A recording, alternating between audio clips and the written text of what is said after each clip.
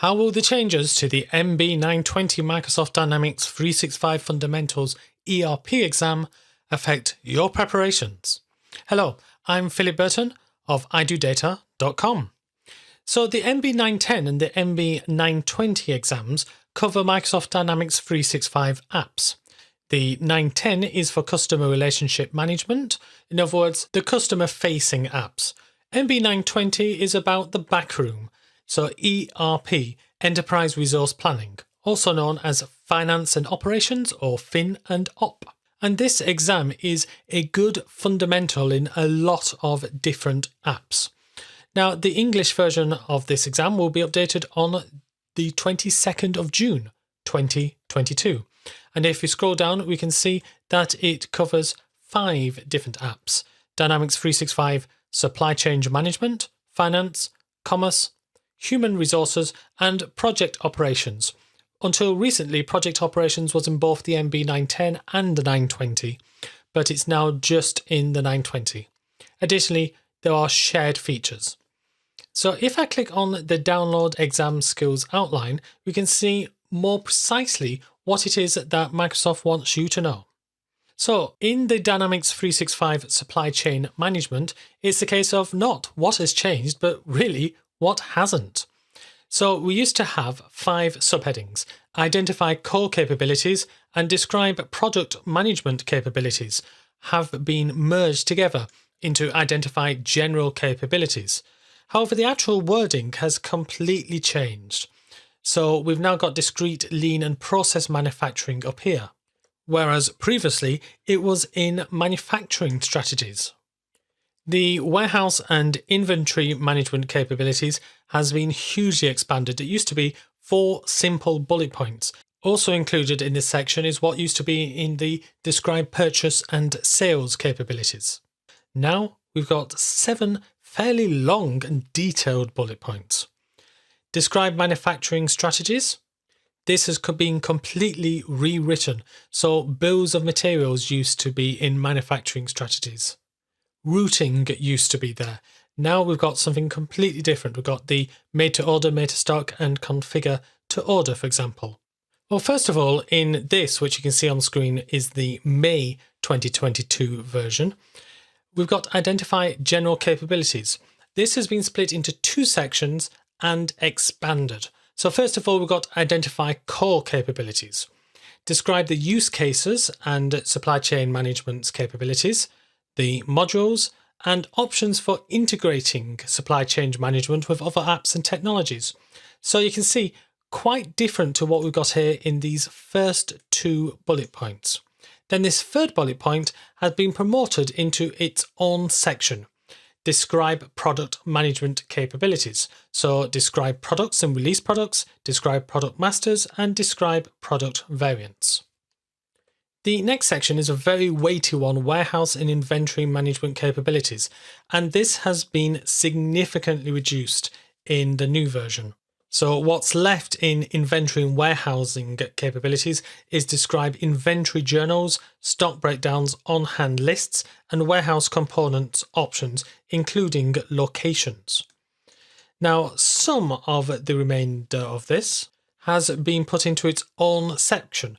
So we've got describe purchase and sales capabilities, describe the process for creating vendors and purchase orders, customers and sales orders, trade agreements and contracts, and picking, packing, and reserving stock.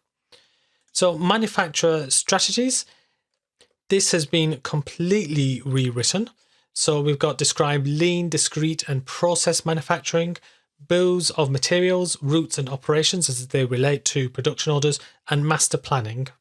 And then finally, this enterprise asset management capabilities has been completely deleted. The next section is Dynamics Finance, and this is relatively unchanged. So we've got the word core added into this section, finance core features, and we have a new bullet point, describe journaling concept. The word cost has been deleted from this bullet point, but basically much of what is still is. However, when we get down to this final section, describe related finance components, we'll find that some of the detail, including cash advances and mobile workspaces, and fixed asset creation, acquisition, depreciation have been deleted. It's now just the general capabilities. If we go down to Dynamics 365 Commerce, the Dynamics 365 Fraud Protection section has been completely deleted, and the remaining have been divided into 2 sections. Additionally, this bullet point describes how Dynamics 365 Commerce, the words Users Dynamics 365 Customer Insight has been deleted, and the word helps is there. So just describe how Dynamics 365 Commerce helps create personalized customer experiences. When we go down to Dynamics 365 Human Resources, there is an additional bullet point in the core capability section, describe workers and positions. And then if we go down to project operations, then we've got a few additions. So the first bullet point, describe project-based services, has got an added and project types. And in the next section, there are 2 additional bullet points. Describe project planning, execution and analysis capabilities, and describe work breakdown structures. And then finally, in the describe shared features, so features which are shared between all of these apps, we've just got a little change to this bullet point. So instead of describe options for exporting data to Microsoft Excel, which is a more generic bullet point and is one used in the MB-920 exam, it says describe options for working with finance data from within Microsoft Excel. So a bit more specific. So the major changes which have happened is first of all a complete reorganization and rewriting of the supply chain management, and then in Dynamics 365 Commerce, the complete deletion of the fraud protection section. Now there is one other change. These are the percentages showing how many marks are available for each particular section. And some of these have changed. So you can see that the major 2 are these top 2, and they still remain the major 2. But Dynamics Finance will go up to the same weighting as supply chain management, 25 to 30% of the marks. So these 2 apps, between them, they were around half the marks. They are now a bit more than half the marks. However, these next sections, commerce and project operations, have gone down. So they used to be 10 to 15% of the marks. They will now only be worth 5 to 10%. And human resources, which was 5 to 10%, is now increasing to be 10 to 15% of the marks. So that is one of the more significant changes. It's the weighting, the additional emphasis on human resources and finance at the expense of commerce and project operations. So these changes will be starting on June the 22nd.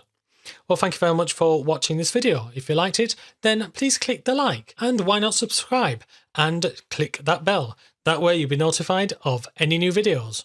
If you are going to do the MB-920 exam, then please have a look at the Microsoft Learning Path, which is also on this webpage, and have a look at the official practice exam on measurup.com.